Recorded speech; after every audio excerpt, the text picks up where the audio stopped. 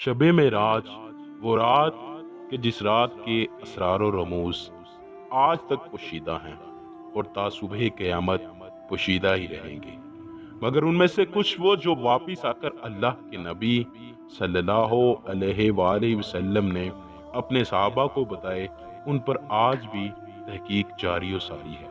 उन्हीं वाक़यात में से एक वाक़या नकल किया जाता है कि जिसमें एक औरत पर अज़ाब खुदा का मंजर हजूर पुरनूर रहमत दो जहां सल्लल्लाहु अलैहि वसल्लम को दिखाया गया।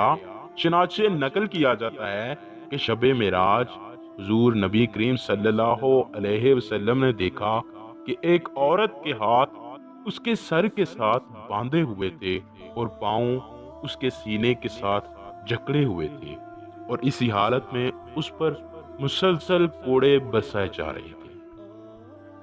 ये मंजर जब देखा तो नबी रहमत ने पूछा, ए जिब्राइल, ये क्या माजरा है? इस औरत को किन गुनाहों की सजा दी जा रही है? दोस्तों, मैं हूं मोहम्मद काशिफ, आप देख रहे हैं काशिफ वॉइस चैनल। हजरत जिब्राइल ने फरमाया, या रसूल अल्लाह सल्लल्लाहु अलैहि वसल्लम, इस औरत को इसके 4 गुनाहों की सजा दी जा रही है। ये दुनिया में इन 4 तरह के गुनाहों में मुब्तला थी। नंबर 1, ये दुनिया में पाकी और नापाकी का ख्याल नहीं करती थी, यानी इसके कपड़े पाक हैं या नापाक, अगर नापाक हैं तो उनको नापाकी पहने रखती। नंबर 2, ये औरत नमाज वक्त पर अदा नहीं करती थी। नमाज का वक्त हो जाता मगर ये अपने कामों में मगन रहती।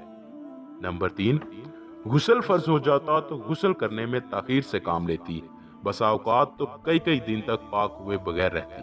दोस्तों, आजकल भी ये मर्ज बहुत आम है, और सिर्फ औरतें ही नहीं बल्कि मर्द हजरात भी नापाकी का ख्याल नहीं करते, और अल्लाह करीम के नजदीक ये बेहद नापसंदीदा अमल है। नंबर 4, नमाज में सुस्ती करती थी, यानी नमाज कभी पढ़ लेती और कभी छोड़ देती। ये गुनाह तो औरतों और मर्दों दोनों में खतरनाक हद तक बढ़ चुका है। जब दिल किया नमाज पढ़ ली और जब दिल किया नमाज छोड़ दी। ये अल्लाह के नजदीक बहुत बड़ा गुनाह है।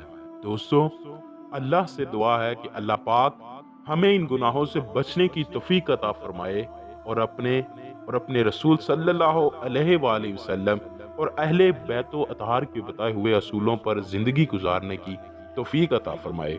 आमीन बरहमतिका या अर्रहमान अर्रहीम।